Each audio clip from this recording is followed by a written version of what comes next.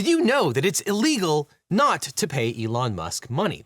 Yes, when a billionaire buys a social media platform, the law says you must advertise on that platform. Even if you're not an advertiser, you have to find a way to advertise. This is due to a little-known provision of the Communications Decency Act. I'm sorry, I don't make the rules, but this is America, where we absolutely love compelled speech. Okay, all of that was completely untrue, but what is true is that Elon Musk has declared war on advertisers because they hurt his feelings. We tried being nice for 2 years and got nothing but empty words. Now it's war. Musk, who is a self-described champion of free speech and free markets, previously told advertisers that if they didn't like the new regime, they could GTFO. If somebody's going to try to blackmail me with advertising, blackmail me with money, go f yourself. But that was, of course, 8 long months ago, and Musk didn't anticipate that all the advertisers would just pick up their ball and go home. Now Musk believes it's totally illegal for a business not to give him money.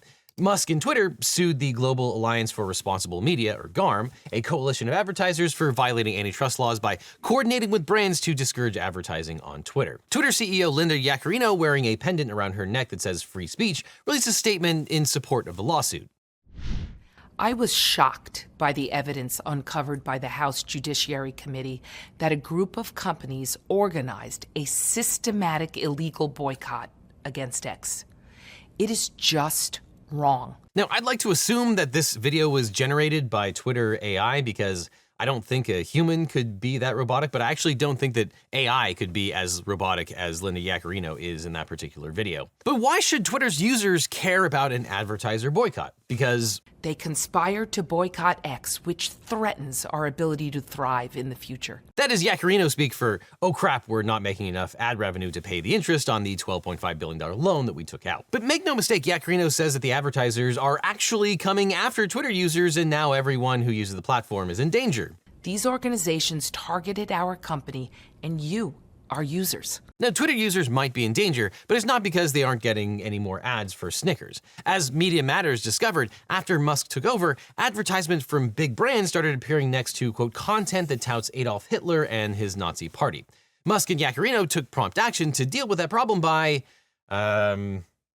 suing Media Matters. And apparently the next step in wooing these advertisers back is apparently suing them. When Elon Musk purchased Twitter back in 2022, he promised to make it a beacon for free speech. And as we pointed out at the time, he also bought himself a bunch of different lawsuits. And he was critical of Twitter's moderation policies, which he claimed were overly restrictive and unfairly penalized conservatives. And as we also pointed out at the time, this made absolutely zero sense because the founder of Twitter, Jack Dorsey, was basically a free speech absolutist, and the moderation policies were probably there for the bottom line. These were Chesterton fences that existed for a very good reason. Musk just didn't understand why. So Musk reinstated the accounts of controversial people like Andrew Tate and Donald Trump and removed the block function, which allowed users to block content they didn't want to see. Predictably, once Musk made those changes, there was a huge increase in racial slurs and anti-trans rhetoric. And of course, Musk wanted to get in on the fun himself and has publicly supported racist and anti-Semitic tweets, like this one which blames Jews for causing the Great Replacement, a horribly racist double whammy. Or this video he posted which also lays out the Great Replacement theory. 1. Flood the country with untold millions of illegals by land, sea, and air from all over the world. Enough to eclipse the populations of 36 individual US states so far. And even if you're the most cynical company in the world who only wants to make money, and you can stomach all the awful stuff that Musk is doing, you probably still don't want your company's ads running next to tweets with the hashtag white power. I joined X because I believe in the power of the global town square. And this kind of thing was happening to IBM, Disney, Apple, and lots of other big companies. And Musk apparently forgot that corporations and individuals have free speech rights protected by the First Amendment, and that includes who they associate with or choose not to associate with. So when Musk's idiosyncratic interpretation of free speech, which basically says no one should have any consequences from speech, when that backfired, he hired Linda Yaccarino to reassure advertisers that the platform would not host harmful or offensive content. Yet every time Yaccarino made a little headway in winning back advertisers, Musk would reinstate another banned account or make some incendiary comment. So for example, on November 15th, 2023, a Twitter user accused Jewish people of pushing, quote, hatred against whites that they claim to want people to stop using against them. Musk replied, "You speak the actual truth." This sparked another advertiser boycott. 200 advertisers, including Disney, Apple, and IBM, froze their advertising on the platform. Yaccarino responded by claiming that, quote, X has been extremely clear about our efforts to combat anti-Semitism and discrimination. There's absolutely no place for it anywhere in the world. Well, it was clear there was no place for it except on her boss's Twitter account. And so Yaccarino and Musk decided to be introspective and take responsibility for the consequences of their actions. No, I'm just kidding. They decided to sue the advertisers themselves. Twitter sued the World Federation of Advertisers, the WFA, and a bunch of big advertisers including Unilever, Mars, CVS, and Orsted. Musk alleges that they violated the Sherman Antitrust Act by conspiring together to tank the platform. And Twitter filed its lawsuit in the United States District Court for the Northern District of Texas, Wichita Falls Division, which is where most of the damages occurred. I'm just kidding. It's blatant venue shopping. We'll talk about that in a second. But Musk coordinated his attack with Ohio Republican Jim Jordan and right-wing social media platform Rumble. Last month, the House Judiciary Committee, led by Jordan, released a report called GARM Exposed. House Judiciary Report says ad coalition likely broke law to silence conservatives. And Rumble filed a lawsuit against GARM that's basically a cut-and-paste version of the Twitter lawsuit. And what do you know? It was also filed in the Wichita Falls Division. But why is one of the largest companies in the world suing other multinational corporations in Wichita Falls? Judge shopping, of course. As Steve Vladeck observed, the lawsuit has, quote, a 100% chance of being assigned to Judge Reed O'Connor, and that's what Musk wants. Appointed to the Northern District of Texas by President George W. Bush in 2007, O'Connor's resume includes a 2018 ruling throwing out the entire Affordable Care Act on grounds that were derided as insanity on print. And Judge O'Connor has already helped Musk out. Earlier this year, we did a video about how Twitter was filing a slap suit against the liberal media watchdog Media Matters. And while most judges would have swiftly dismissed this case on First Amendment grounds, O'Connor has kept the suit alive. Fortunately for Media Matters, the Supreme Court often reverses Judge O'Connor, but the harassment through litigation is meant to chill speech and drain the resources of the defendants, and on that score, Musk has been pretty successful. Media Matters has already laid off 14 staffers and spent millions of dollars, and just 2 days after this lawsuit was filed, GARM announced that it would dissolve. Quote, while the World Federation of Advertisers denied that GARM's work had run afoul of the law, it said that the nonprofit did not have the financial resources to continue operating while it fights X in court. Now, obviously, if you're filing a bunch of slap suits, you'd probably want a good lawyer, not a Kraken wannabe. But if you want a great lawyer, my law firm, the Eagle Team, can help. If you've suffered a data breach, especially if you got a data breach letter saying that your social security number has been leaked, were involved in a car crash, or dealt with sexual harassment, we can represent you or help find you the right attorney. Because it's so important to talk to a lawyer right away so you can get the best representation and find out what your options are. So just click on the link in the description or call the phone number that's on screen for a free consultation with my team. Because you don't just need a legal team, you need the Eagle Team, so click below. But the WFA is a global association that represents over 150 of the world's biggest brands and more than 60 national advertisers associations worldwide. And the WFA started a group called the Global Alliance of Responsible Media, or GARM. And according to the WFA's website, GARM was, quote, a voluntary cross-industry initiative created in 2019 to address digital safety. GARM was set up in the wake of the Christchurch, New Zealand mosque shootings, during which the killer live-streamed the attack on Facebook. This followed a slew of high-profile cases where brands' ads appeared next to illegal or harmful content, such as promoting terrorism or child pornography, creating both consumer and reputational issues for brands. GARM's purpose was to set standards these companies could look to when they evaluated social media platforms. And although Twitter quit GARM after Musk took over, the company rejoined GARM in July, just a month before filing the lawsuit. And according to the complaint, when Musk purchased Twitter, GARM encouraged advertisers not to work with the platform. Quote, between November 2022 and December 2022, at least 18 GARM member advertisers stopped purchasing advertising from Twitter either in the United States or worldwide. Dozens more stopped advertising in 2023, in many instances by over 70%. This had a massive impact on Twitter's revenue. Quote, last year, X lost about 52% of its US advertising revenue, which dropped to $1.13 billion. The lawsuit alleges that even when the price of the advertising on X was lower than X's social media competitors, the advertisers did not return to Twitter. And if you still use Twitter, you've no doubt noticed that instead of advertisements for Axe body spray or Ben & Jerry's, both Unilever companies, Twitter is overrun with advertisements for things like brass knuckles, X-rated clothing, and crypto. So much crypto. And the revenue from these advertisers doesn't make a dent in Twitter's $12.5 billion in debt. And Twitter characterizes the advertisers' refusal to return as anti-competitive. Quote, by refraining from purchasing advertising from X, boycotting advertisers are foregoing a valuable opportunity to purchase low-priced advertising inventory on a platform with brand safety that meets or exceeds industry standards. I don't know, that seems like the kind of thing the free market would resolve. But tellingly here, Musk's lawyer is Harmeet Dillon, the new it girl of conservative lawyers. Prior versions have pleaded out.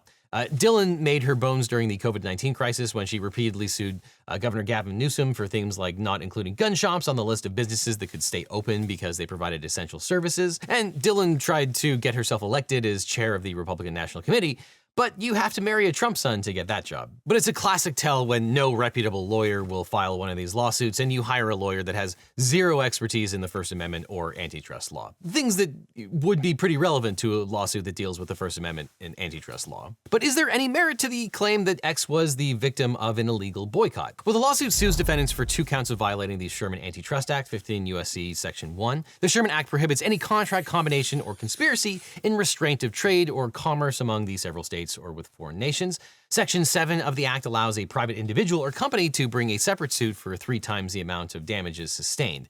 And the complaint accuses defendants of collectively agreeing to adopt and enforce GARM standards and using their market power to coerce social media platforms, particularly Twitter and Rumble. The conspiracy to boycott Twitter allegedly started shortly after Musk took over, and the complaint cites several public statements made by GARM around that time as evidence of illegal cooperation. Quote, WFA issued a public letter to Musk on October 31st, 2022, captioned, GARM calls on Twitter to uphold existing commitments on brand safety and deepen future collaboration. The letter warned Musk that, quote, brand safety is non-negotiable for advertisers. The complaint says that the fact that these statements were public proves the existence of a conspiracy. But of course, that makes zero sense. Conspiracies, by their nature, tend to be secret, and the members of GARM just as easily could have worked out their grand conspiracy via an email in secret, but instead they decided to make a public statement. And public statements might lead to action in concert, but mainly because everyone individually chooses to take the same action. But the complaint alleges that the WFA had the power to enforce the boycott. Quote, the recommendations of the GARM member advertiser agencies to their clients to refrain from advertising on Twitter were widely followed. Many of Twitter's largest advertisers discontinued or curtailed their purchases of advertising from Twitter. Now you'll notice that the words widely and many contradict the claims of GARM's so-called power. So there was a diversity of opinion among advertisers, and that falls a bit short of Twitter's big claim that GARM uniformly enforced a boycott. Some advertisers had specific concerns, though it does appear that the head of GARM reveled in Twitter's downfall when they didn't follow their guidance. Quote, while editing a February 2023 draft of an email to TikTok regarding brand safety issues, Rakowicz wrote, I'd like to point out that nowhere in this email is the you may recognize my name from being the idiot who challenged Musk on brand safety issues. Since then, they are 80% below revenue forecasts. Now, because of the boycott, Twitter had to lower the cost of its ads, and that move attracted smaller buyers with smaller budgets, but the big boys stayed away. And the boycott still continues for some advertisers, despite the claim that, quote, X's brand safety practices meet or exceed those specified by the GARM brand safety standards. More than 99% of X's measured ad placement in 2023 and 2024 appeared adjacent to content scored above the GARM brand safety floor, in line with industry standards. Now, Section 1 of the Sherman Act prohibits any contract, combination, or conspiracy that unreasonably restrains trade. And group boycotts can fall under this prohibition if they meet certain criteria. When competitors at the same level of the market structure agree to boycott a particular business or group of businesses, it can be considered a horizontal agreement. And the FTC views horizontal agreements with suspicion because they can eliminate competition and control prices or market access. Horizontal price fixing is per se unlawful. And per se unlawful price fixing includes competitors acting in concert to set the same price at which a product is bought or sold. It also includes any, quote, combination formed for the purpose and with the effect of raising, depressing, fixing, pegging, or stabilizing the price of a commodity. But to prove a horizontal agreement violates Section 1, the plaintiff has to show intent and effect. If the boycott aims to suppress competition, restrict access to the market, or harm competitors, it's likely to be deemed illegal. And this includes boycotts designed to drive a competitor out of business or prevent a new competitor from entering the market. If a group of competitors team up to put a supplier out of business, for example, it would be a direct restraint on trade, and that would be per se illegal. But it's not clear that any of the defendants in this case are actual competitors with Twitter. Ørsted is the largest energy company in Denmark. CVS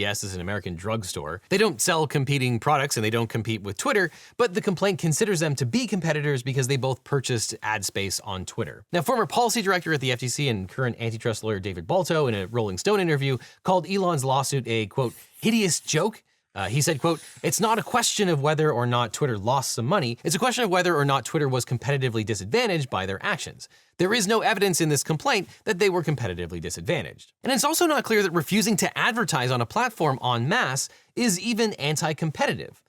In fact, maybe just the opposite. As Louis D. Lorenzo, an antitrust lawyer at Davis & Gilbert, explained, quote, "The Federal Trade Commission explicitly acknowledges the pro-competitive benefits of trade organizations setting standards to make the industry operate more efficiently as a whole, such as setting interoperability standards. This is a group saying we have moral, ethical, and brand safety problems with working with a competitor. We don't think we should work with them. That, to me, is not really an issue. The antitrust issue comes where they're looking to change prices in the market or exclude competitors in some way. And if Musk were right, then no trade industry could exist in the entire world. And one of the key issues in this lawsuit is whether the advertisers were acting in concert or simply making decisions on their own based on the same information. But honestly, the key issue here is the First Amendment, and whether advertisers were acting in concert or simply making decisions on their own based on the same information. Group boycotts are often protected by the First Amendment, particularly where the boycott is a form of expressive conduct. For example, in the case NAACP versus Claiborne Hardware, the court ruled that a boycott by African-American citizens of white merchants to protest racial segregation was protected by the First Amendment.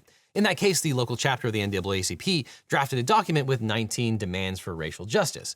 White business owners sued for economic damages, but the purpose of the petitioner's campaign was not to destroy legitimate competition. It was to vindicate rights of equality and freedom that lie at the heart of the 14th Amendment itself. In the Twitter case, GARM and brands can point to specific things on Twitter that they are against, especially when Musk himself is tweeting out diatribes about Jewish people or Muslims or immigrants or other groups that he dislikes. However, the Supreme Court reached a different conclusion in Federal Trade Commission versus Superior Court Trial Lawyers Association. In that case, the court appointed lawyers who represented indigent defendants in Washington, D.C., started a boycott, and they refused to accept new cases in an attempt to convince the District of Columbia government to raise their salaries.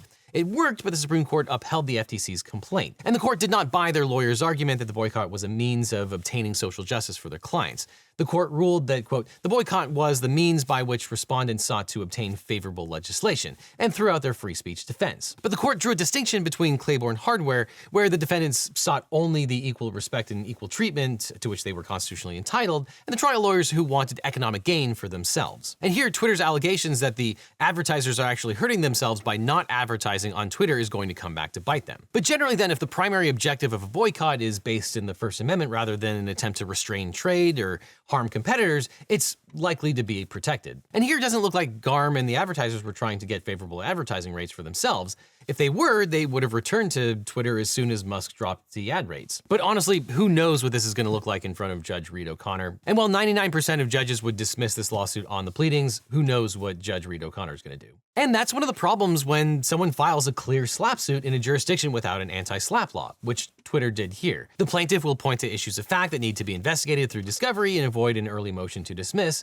This, of course, drives up the cost exponentially and means that even if you win as a defendant, you still lose because you had to spend millions of dollars for defense through discovery. But we can expect defendants here to argue that the advertising industry has an interest in self-regulation based on their concerns about the content that Twitter hosts. This is especially true because Musk is a volatile personality with a habit of making personal attacks on advertisers and their leaders. So I'm sure the advertisers will say something like, "We didn't need to collude to know that people who do business with Musk get burned, and we decided we didn't want to get burned." And apart from being associated with racist or inflammatory language, a lot of these brands just don't want to be caught up in politics at all, which is increasingly difficult given that Musk literally just had a softball interview with Trump and endorsed him for president via Twitter Spaces, if you were able to get in. But guess what? Breaking news. It just so happens that Judge O'Connor happens to be a Tesla stockholder. His 2022 financial disclosure indicated that he had between $15,000 and $50,000 in company stock. And his 2023 disclosure form is not publicly available, and he requested an extension. Now, the appearance of bias alone can be enough to warrant recusal. And after NPR reported on the judge's investment in Tesla stock, Judge O'Connor surprised everybody by recusing himself from the case.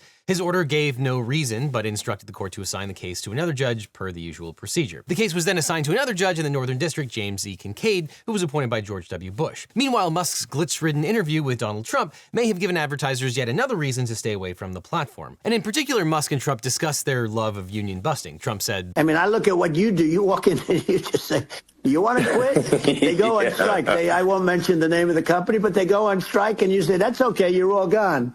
You're all gone." So every one of you is gone. Now, we don't know if Trump was referring to a specific incident, and he might not have been, but it raised the ire of the United Auto Workers, who filed a federal labor charge against Musk. Not surprisingly, federal law prohibits workers from being fired for striking.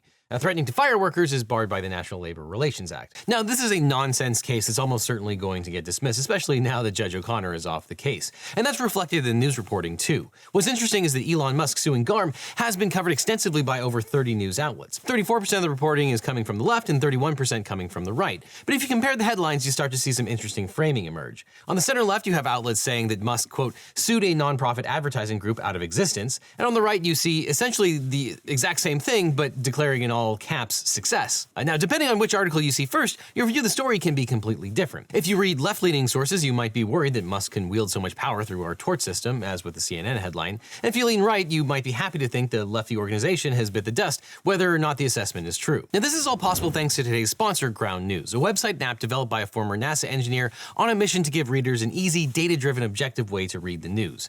Ground News gathers related articles from around the world and across the political spectrum so you can see the bias and compare coverage. Every story comes with a quick visual breakdown of the political bias, factuality, and ownership of the source's reporting, all backed by ratings from 3 independent news monitoring organizations. For all the stories on Elon Musk's childlike assertions of power, not only can you see the coverage details and political bias, but you can see the factuality and ownership of these sources' reporting. One of my favorite parts is the bias comparison feature, which highlights specific differences in reporting across the political spectrum. This can be especially helpful when reading stories from sources you've never heard of, where there's no telling who owns it or what the agenda might be. I also love their blind spot feature, which shows you stories that are unreported by either side of the political spectrum. It helps explain why we often talk past each other and some people seem hyper-focused on what seems like nonsense, often because some random blog post went viral among certain people. All of this is why Ground News is my favorite way to get the news. And as a legal eaglet, you can save 40% off the Ground News Vantage subscription by clicking on the link that's on screen or down below. This subscription gives you unlimited access to every feature, including the Bias Insight tool, the blind spot feed, and by subscribing, you'll support an independent news platform working to make the media landscape more transparent. So click on the link below. And after that, click on this link over here for more Legal Eagle, or I'll see you in court.